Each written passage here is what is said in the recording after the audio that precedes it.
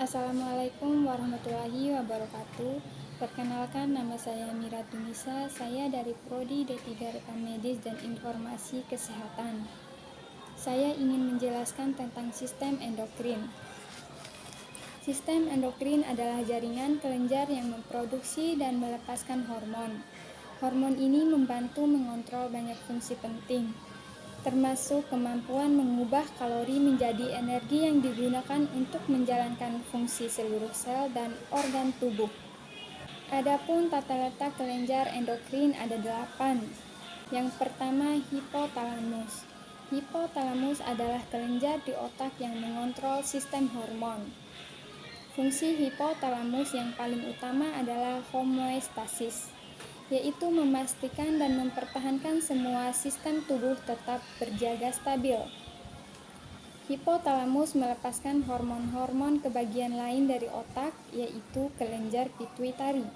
Kelenjar pituitari kemudian mengirim hormon tersebut ke berbagai organ tubuh lainnya. Hormon yang dihasilkan oleh hipotalamus.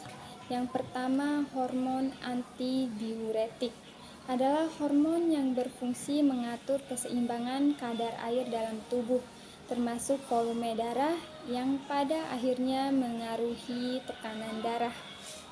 Yang kedua, hormon oksitosin adalah hormon yang mempengaruhi sistem reproduksi seperti proses persalinan, gairah seksual maupun ejakulasi. Hormon ini juga mengendalikan berbagai perilaku dan emosi manusia seperti rasa cemas serta emosial antara ibu dan bayi dalam proses menyusui. Yang ketiga, hormon sotostatin. Hormon ini berperan dalam menghambat kelenjar pituitari untuk menghasilkan hormon tertentu, seperti hormon pertumbuhan dan TSH atau thyroid stimulating hormone. Yang keempat, hormon pelepas hormon pertumbuhan. Hormon ini dikenal dengan istilah growth hormone atau releasing hormone yang berperan dalam memicu kelenjar pituitari untuk menghasilkan hormon pertumbuhan. Yang kelima, hormon pelepas gonadotropin. Dikenal dengan istilah gonadotropin relaxing hormone. Ini bekerja dengan merangsang pelepasan hormon yang berhubungan dengan fungsi reproduksi seperti proses menstruasi dan pematangan organ seksual, terutama pada masa pubertas. Yang keenam, hormon pelepas kortikotropin. Dikenal dengan istilah kortikotropin relaxing hormone. Ini memiliki peran dalam mengontrol respon tubuh terhadap stres fisik dan emosional terhadap bertanggung jawab dalam mengontrol suhu tubuh, rasa lapar, dan haus. Yang ketujuh, hormon pelepas tirotropin. Hormon dengan sebutan tirotropin relaxing hormone ini berperan dalam merangsang produksi hormon tiroid untuk mengendalikan metabolisme tubuh, sistem kardiovaskular, perkembangan otak, kendali otot, serta kesehatan pencernaan dan tulang. Yang kedua, kelenjar hipofisis atau pituitari merupakan kelenjar berukuran sebesar kacang polong yang terletak di bagian bawah otak. Secara umum, fungsi dari hormon ini adalah mengatur berbagai fungsi organ tubuh. Kelenjar hipofisis menghasilkan 2 lobus. Yang pertama, lobus anterior, merupakan bagian depan dari kelenjar pituitari. Hormon yang dihasilkan oleh lobus anterior ada 7 diantaranya. Yang pertama, hormon tiroid stimulating hormone yang berfungsi merangsang kelenjar tiroid untuk memproduksi tiroid. Yang kedua, adrenokortikotropic hormone merangsang korteks adrenal untuk memproduksi kortikosteroid. Yang ketiga, follistimulating hormone mendorong pembentukan dan pematangan gamet. Yang keempat, luteinizing hormone mendorong sekresi hormon reproduksi di ovarium dan testis. Yang kelima, producting. Menstimulasi sekresi air susu oleh kelenjar susu.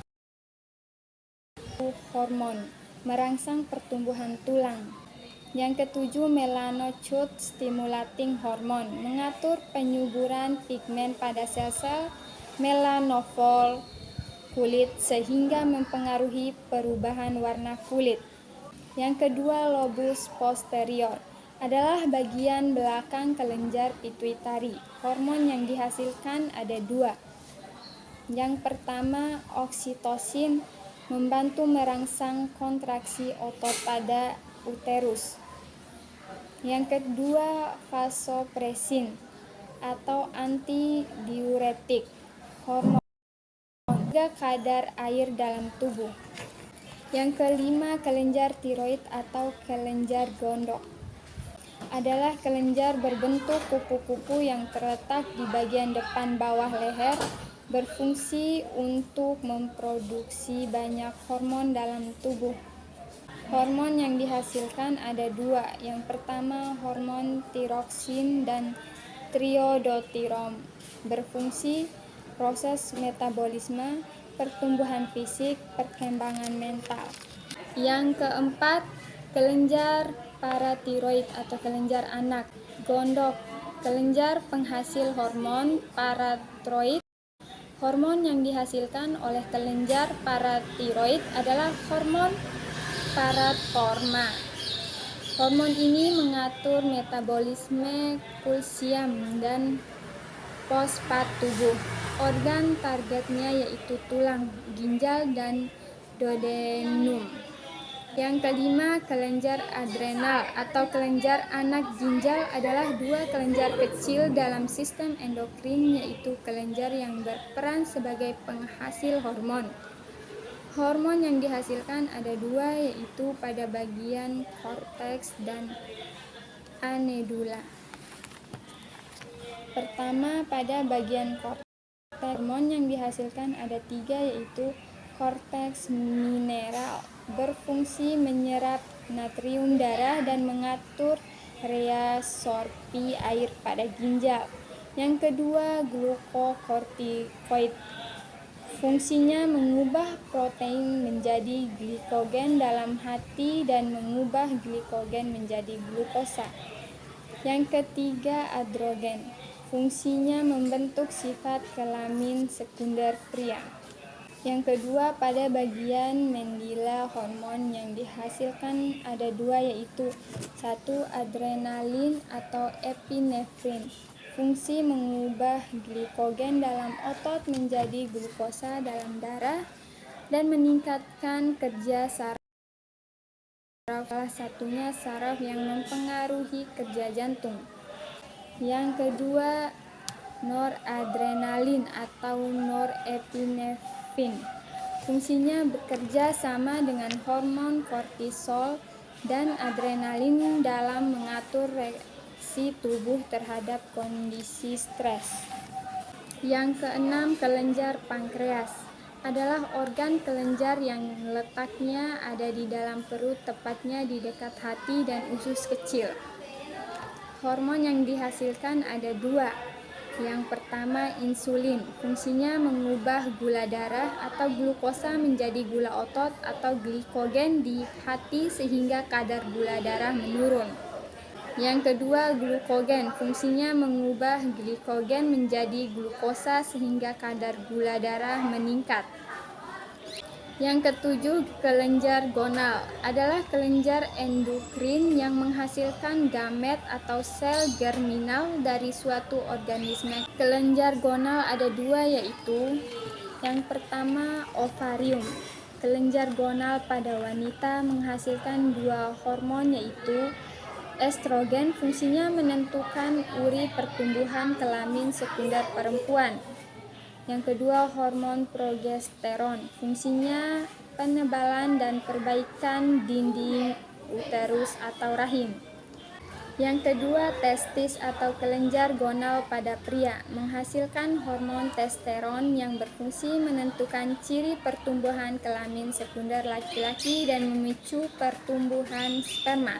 Yang kedelapan, kelenjar temis atau kacangan adalah kelenjar yang terletak di tengah rongga dada, tepatnya di belakang tulang dada dan di antara paru-paru.